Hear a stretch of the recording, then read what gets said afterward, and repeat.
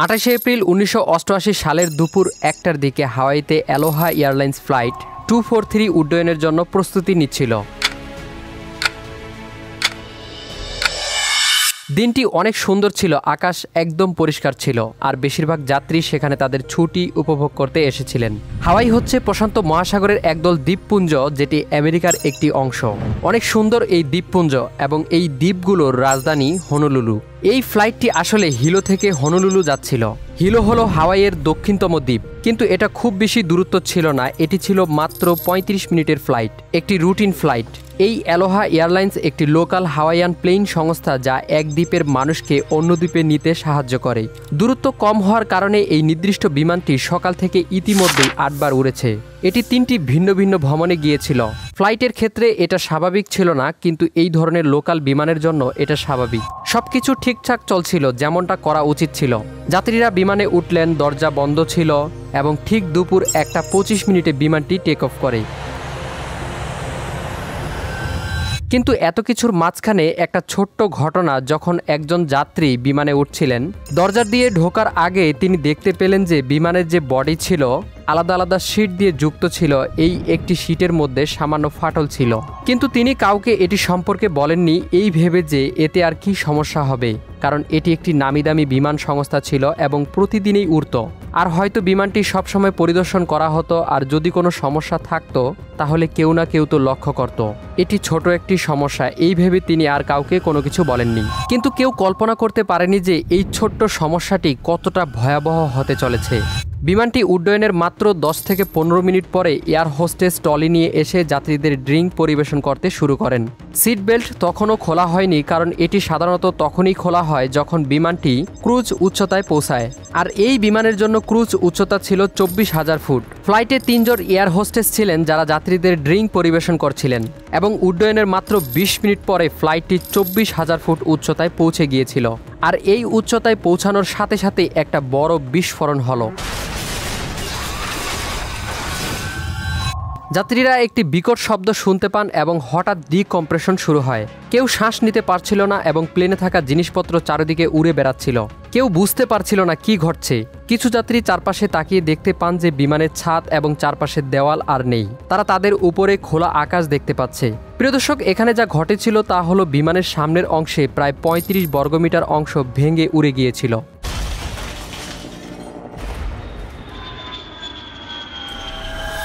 সাধারণত বিমানের কেবিনে বাতাস সবসময় চাপযুক্ত থাকে, যাতে আমরা স্বাভাবিক শ্বাস নিতে পারি, কারণ 24,000 ফুট উচ্চতায় বায়ুমণ্ডলীয় চাপ খুব কম। বাতাস এত পাতলা যে আমরা সেই উচ্চতায় স্বাভাবিকভাবে শ্বাস নিতে পারি না। এ কারণেই বিমানের নিজস্ব চাপ ব্যবস্থা থাকে, যা বাতাসকে পাম্প করে নিয়ন্ত্রণ করে। যদি কোনো কারণে এই সিস্টেমটি ভেঙে পড়ে এবং বিমানটি একই উচ্চতায় উড়তে থাকে, তাহলে এই জরুরি পরিস্থিতিতে সেই অক্সিজেন মাস্কগুলি পড়ে যাবে। যদি আপনি প্লেনে ভ্রমণ করে থাকেন, তাহলে এই কথাটা নিশ্চয়ই নিরাপত্তা ফিশিংয়ে শুনেছেন। In the event of loss of cabin pressure, oxygen mask will drop. এই অক্সিজেন মাস্কগুলিতে সাধারণত প্রায় 15 থেকে 20 মিনিটের জন্য অক্সিজেন সরবরাহ থাকে। এই সময়কালে পাইলটকে বিমানটিকে এমন উচ্চতায় নামাতে হয় যেখানে লোকেরা স্বাভাবিকভাবে শ্বাস নিতে পারে, যা 10,000 ফুটের নিচের উচ্চতায়। এখন আমাদের এই ঘটনায় অক্সিজেন মাস্ক তো পরে গিয়েছিল, কিন্তু অক্সিজেন মাস্ক সিস্টেম কাজ করছিল না। বিমানের ছাদ উড়ে যাওয়ার কারণে অক্সিজেন মাস্ক সিস্টেম সম্পূর্ণরূপে ধ্বংস হয়ে যায়। মানুষ হাইপক্সিয়া নিয়ে চিন্তিত ছিলেন। এমন একটি অবস্থা যেখানে আপনার শরীর পর্যাপ্ত অক্সিজেন না পেলে আপনি অজ্ঞান হয়ে যেতে পারেন এবং অবশেষে আপনার জীবন হারাতে পারেন। কয়েক সেকেন্ডের মধ্যেই লোকেরা মাথা ঘোরা এবং বিভ্রান্ত বোধ করতে শুরু করে। এই ধরনের ক্ষেত্রে জ্ঞান হারাতে মাত্র 1 থেকে 2 মিনিট সময় লাগে। মিশেল হোন্ডা একজন এয়ার হোস্টেস ছিলেন প্লেনের 15 নম্বর সারিতে যখন এই ঘটনা ঘটে। সেই ইন্টারকমের মাধ্যমে ককপিটের সাথে যোগাযোগ করার চেষ্টা করেছিল, কিন্তু ককপিট থেকে কোনো সাড়া মেলেনি। অন্যদিকে এয়ার হোস্টেস সিভি লান্সিং 5 নম্বর সারির কাছে একজন যাত্রীকে ড্রিঙ্ক পরিবেশন করছিলেন। যখন প্লেনের ছাদ ভেঙে উড়ে গিয়েছিল, তখন তিনিও বিমান থেকে উড়ে গিয়েছিলেন। এবং আরও একজন এয়ার হোস্টেস জেন শাটো দ্বিতীয় সারির কাছে ছিলেন। প্রচণ্ড বাতাসে একটি ল্যাগেজ উড়ে এসে তার মাথায় লাগে, ফলে তিনি মেঝেতে পড়ে যান। চারিদিকে বাতাসে সবকিছু উড়ছিল। যখন মিশেল পাইলটের কাছ থেকে কোনো উত্তর পাননি, তখন তিনি প্রতিটি যাত্রীর কাছে গিয়ে জিজ্ঞাসা করেন, তুমি কি বিমান চালাতে পারো? তুমি কি বিমান চালাতে পারো? আপনি কি বিমান চালাতে পারেন? যাত্রীরা তার কথা শুনে আরও ভয় পেয়ে যান যে, প্লেন উড়ানোর জন্য আমাদেরকে বলছো? পাইলটের কি হয়েছে? পাইলট না থাকলে তাহলে আমরা সবাই ক্র্যাশ করে যাব। মিশেল এয়ার হোস্টেস মেঝেতে হামাগুড়ি দিয়ে ককপিটের কাছাকাছি পৌঁছে গেল। সেখানে সে দেখতে পেল তার সহকর্মী জেরের মাথা থেকে রক্ত ঝরছে। সে ককপিটের ভেতরে তাকানোর চেষ্টা করলো, কিন্তু সে কিছুই দেখতে পেল না। ককপিটের দৃশ্য সম্পূর্ণরূপে বন্ধ ছিল। আর মাত্র কয়েকটা মূল্যবান মিনিট বাকি ছিল, তারপরে তাদের সকলেই জ্ঞান হারিয়ে ফেলবে এবং মারা যাবে। কিন্তু হাইপ্রক্সিয়া ছাড়াও এই যাত্রীদের তীব্র বাতাস সহ্য করতে হয়েছিল। প্রায় 500 কিলোমিটার প্রতি ঘন্টা বেগে বাতাস তাদের দিকে বইছিল, ফলে চোখ খুলে রাখা প্রায় অসম্ভব ছিল।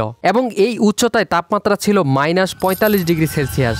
যদি অক্সিজেন কোনো ক্রমে পাওয়া যেত, তারপরও যাত্রীরা এমন প্রচণ্ড ঠান্ডার মধ্যে বেশিক্ষণ বাঁচতে পারত না, কারণ বেশিরভাগ যাত্রীর পরনে ছিল শর্টস এবং টি শার্ট। হাওয়াই একটি গ্রীষ্মমণ্ডলীয় স্থান যেখানে মানুষ সৈকত এবং জঙ্গল দেখতে যায়। এখানে তুষারপাত নেই, তাই এই তাপমাত্রার জন্য কোনো যাত্রী প্রস্তুত ছিলেন না। মিশেল একমাত্র এয়ার হোস্টেস ছিলেন। সে পাইলটের সাথে যোগাযোগ করার চেষ্টা চালিয়ে গেল, কিন্তু কোনো উত্তর ছিল না। এই সমস্ত বিপদের মধ্যে সুখবর ছিল যে পাইলটরা আসলে বেঁচে ছিলেন। আর শুধু জীবিতই নয়, পাইলটরা যাত্রীদের তুলনায় অনেক ভালো অবস্থায় ছিলেন। সৌভাগ্যক্রমে তাদের অক্সিজেন মাস্কগুলি কাজ করছিল। 44 বছর বয়সী ক্যাপ্টেন রবার্ট স্কোমস্টেইমার কমান্ডে ছিলেন। 11 বছর ধরে অ্যালোহা এয়ারলাইন্সে কর্মরত একজন অত্যন্ত অভিজ্ঞ পাইলট। তার সাথে ছিলেন 36 বছর বয়সী ফার্স্ট অফিসার মিমি টমকিন্স। যখন বিস্ফোরণটি ঘটে, তখন দুজনই ধাক্কা অনুভব করে, এবং যখন তারা ঘুরে দেখল, তখন তারা দেখতে পেল যে বিমানের ছাদ আর নেই এবং ককপিটের দরজাটিও নেই। চারদিকে ধ্বংসাবশেষ ছিল, কিন্তু দুজনেই তৎক্ষণাৎ কাজে লেগে গেল। প্রথমত তারা তাদের অক্সিজেন মাস্ক পরেছিল এবং পরিস্থিতি বিবেচনা করে তারা জরুরি ভিত্তিতে নামার সিদ্ধান্ত নেয়। তারা বিমানটি ঘন্টায় 500 কিলোমিটার বেগে উড়াচ্ছিল এবং মিনিটে 4100 ফুট বেগে নামাচ্ছিল। কিন্তু সময়ের সীমাবদ্ধতা কেবল বিমানটি নামার জন্যই ছিল না, তাদের আরও একটি সমস্যার সম্মুখীন হতে হয়েছিল যা এর চেয়েও আরও বড়। দেখা গেল যে এই ঘটনার কারণে বিমানের সামনের অংশ যেখানে তারা বসেছিল তা কিছুটা নিচে নেমে গেছে, মাত্র 1 মিটার। বিমানের মেঝেই ছিল একমাত্র জিনিস যা ককপিট এবং কেবিনকে একসাথে ধরে রাখতে পারে। যদি তারা দীর্ঘ সময় ধরে এভাবে উড়তে থাকে, তাহলে দুটি অংশ ভেঙে যেতে পারে। মিমি টমকিন্স হনুলুলুর সাথে যোগাযোগ করে তাদের বলা হয়েছিল বিমানটি হনুলুলুর পরিবর্তে মাউইতে অবতরণ করতে, কারণ এটি কাছাকাছি ছিল। দুপুর 1:48 মিনিটে তিনি মাউই টাওয়ারের সাথে যোগাযোগ করেন এবং পরিস্থিতি সম্পর্কে তাদের অবহিত করেন। বিমানের ছাদ উড়ে যাওয়ার প্রায় 3 মিনিট হয়ে গেছে, কিন্তু সৌভাগ্যবশত বিমানটি 14,000 ফুট উপরে চলে এসেছে। এই উচ্চতায় বেশিরভাগ যাত্রী শ্বাস নিতে কষ্ট হয়নি, এবং যেহেতু এটি 3 মিনিটের মধ্যে নেমে এসেছিল, বেশিরভাগ মানুষ তাদের জ্ঞান হারায়নি এবং অন্তত হাইপক্সিয়ার ঝুঁকি কেটে গেছে। মিমি টমকিন্স মাউই বিমানবন্দরের সাথে যোগাযোগ করেন এবং তাদের বলেন, সকল এমার্জেন্সি সার্ভিস প্রস্তুত রাখো, যে কোনো কিছু ঘটতে পারে।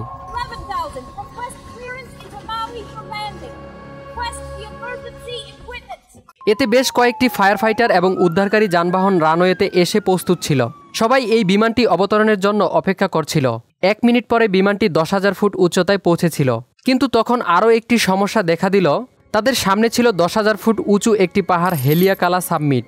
এই পাহাড়টি বিমান এবং মাউই বিমানবন্দরের মাঝখানে ছিল।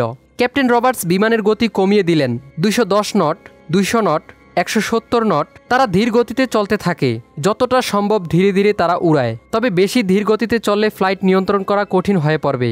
170 নট গতিতে তারা দুটি দ্বীপের ওপর দিয়ে বিমান ওড়ায়। বিমানটি পাহাড় এড়িয়ে বিমানবন্দরের দিকে ঘুরে গেল। এটি সেই মুহূর্ত যখন যাত্রীদের জীবনে জীবন ফিরে আসে। তারা অবশেষে বুঝতে পারল যে তাদের প্লেনে একজন পাইলট আছেন।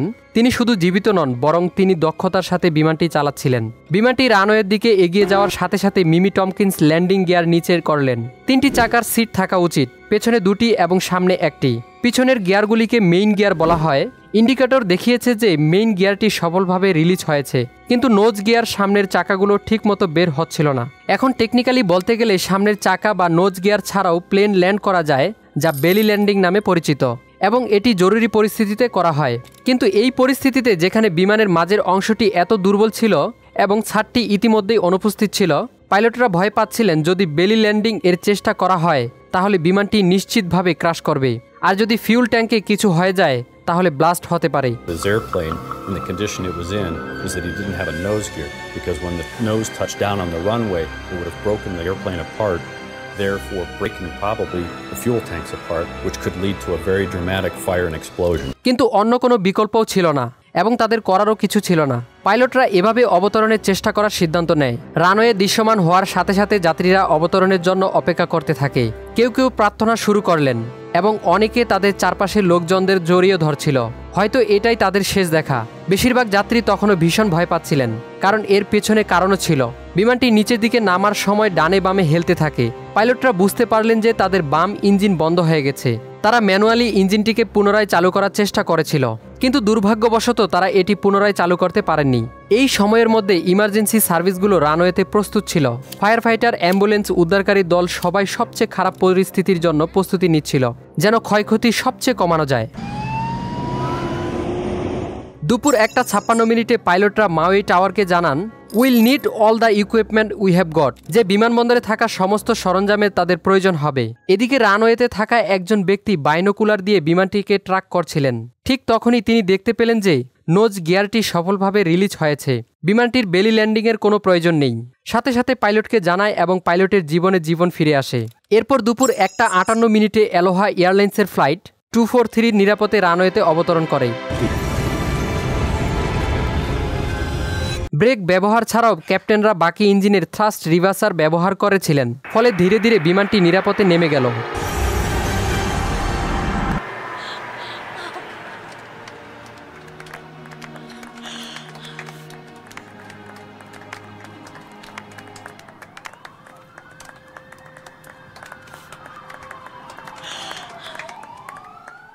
রানওয়েতে উপস্থিত সকল ইমার্জেন্সি টিম স্বস্তির নিঃশ্বাস ফেলল।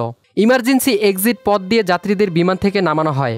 এর একটি বাস্তব ভিডিও রয়েছে, যা আপনারা স্ক্রিনে দেখতে পাচ্ছেন, যেখানে যাত্রীদের নিরাপদে নিচে নামতে দেখা যাচ্ছে। যাত্রীরা ক্যাপ্টেনকে করতালি দেয় এবং তাদের জীবন বাঁচানোর জন্য ধন্যবাদ জানায়। যদিও বেশিরভাগ যাত্রী নিরাপদ ছিলেন, তবে তাদের মধ্যে অনেকেই গুরুতর আহত হয়েছিলেন। 84 বছর বয়সী এক মহিলা যাত্রী, যিনি 5A সিটে বসেছিলেন, তিনি সবচেয়ে বেশি আহত হয়েছিলেন। তার মাথার খুলি ভেঙে গেছে। 6A-তে বসা যাত্রীর হাত ভেঙে গেছে। 4A এবং 4F এর যাত্রীরা গুরুতর আহত হন। মূলত 4র্থ থেকে 7ম সারির বেশিরভাগ যাত্রী গুরুতর আহত হন, কারণ এই জায়গারই ছাদ উড়ে গিয়েছিল। 8 থেকে 21 নম্বর সারির যাত্রীরা সামান্য আহত হন। এছাড়াও 21 জন যাত্রী ছিলেন যাদের কোনোরকম কোনো সমস্যা হয়নি। এয়ার হোস্টেস জেন স্যাটো তখনও অজ্ঞান ছিলেন এবং শুধুমাত্র আঘাত পেয়েছিলেন।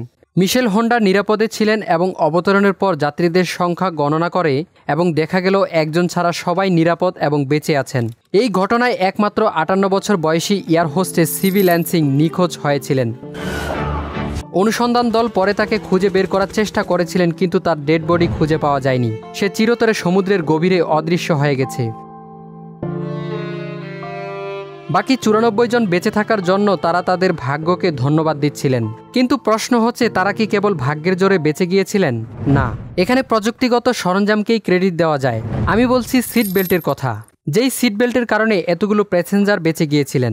যেমনটা শুরুতেই বলা হয়েছিল, এই ফ্লাইটটি ক্রুজিং উচ্চতায় পৌঁছায়নি, তাই সিট বেল্টের সাইনবোর্ড চালু ছিল এবং লোকেরা তাদের সিট বেল্ট পরেছিল। যদি 4র্থ থেকে 8ম সারিতে বসা লোকেরা সিট বেল্ট না বাঁধত, তবে তারা বিমান থেকে উড়ে যেত। এই ঘটনার পর এই বিমানের ছবি বিশ্বব্যাপী সংবাদপত্রে প্রকাশিত হয়, ছাদ ছাড়া এক অলৌকিক উড়ান। এরপরে আমেরিকার জাতীয় পরিবহন নিরাপত্তা বোর্ড তদন্ত শুরু করে আসলে এখানে কি ঘটেছিল তদন্ত করার জন্য। তদন্তে দেখা যায় যে এই বিমানটি 89,680টি ফ্লাইট সাইকেল এবং 35,496টি ফ্লাইট ঘন্টা সম্পন্ন করেছে। এই বিমানের যে ফিউলেজাস ছিল, যাকে বিমানের মূল অংশ বলা হয়, এটি অনেক দুর্বল হয়ে গিয়েছিল।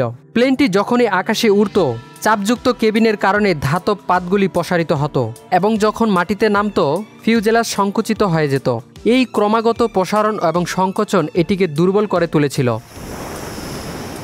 এই বোয়িং 737 বিমানটি তৈরি হয়েছিল অ্যালুমিনিয়াম শীট মেটাল প্যানেল দিয়ে, যেখানে প্রতিটি প্যানেল 3 ইঞ্চি ওভারলেপ করে যুক্ত ছিল। প্যানেলগুলো একসাথে রাখতে ইপক্সি আঠা এবং রিভেট ব্যবহার করা হয়েছিল। কিন্তু 1972 সালে বোয়িং হট বন্ডিং পদ্ধতি প্রবর্তন করে। ফ্লাইট 243 এর ঘটনাটি ঘটেছিল 16 বছর পর। অ্যালোহা এয়ারলাইন্সকে পুরানো বিমান ব্যবহারের জন্য দোষ দেওয়া হয়। এনটিএসবি চূড়ান্ত প্রতিবেদনে এই ঘটনা 3টি প্রধান কারণ তালিকাভুক্ত করেছে: অ্যালোহা এয়ারলাইন্সের রক্ষণাবেক্ষণ ও মান নিয়ন্ত্রণের ত্রুটি, মার্কিন ফেডারেল এভিয়েশন অ্যাডমিনিস্ট্রেশন FAA নির্দেশনার পর্যাপ্ত বাস্তবায়ন না হওয়া, বোয়িং ও FAA উভয়ের হালকা মনোভাব ও ডিজাইন সীমাবদ্ধতা। ফলস্বরূপ পুরনো বিমানগুলো পরিদর্শন ও নিরাপত্তা কৌশল পরিবর্তন করা হয়।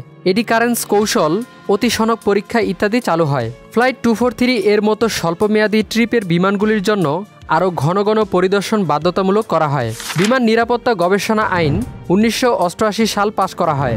এই ঘটনা বিমান চলাচলের নিরাপত্তার মান চিরতরে বদলে দিয়েছে। সৌভাগ্যবশত এরপর থেকেই এই ধরনের ঘটনা আর ঘটেনি। এই ঘটনাটি যতটা ভয়ঙ্কর তার থেকে শতগুণ বেশি ভয়ঙ্কর ঘটনা ঘটেছিল সেদিন ফ্লাইট 571 অ্যান্ডিজ পর্বতমালায়। এই ফ্লাইটের যাত্রীরা 70 দিন তাদের মধ্যে যারা মৃত্যুবরণ করেছিলেন তাদের মাংস খেয়ে বেঁচেছিলেন।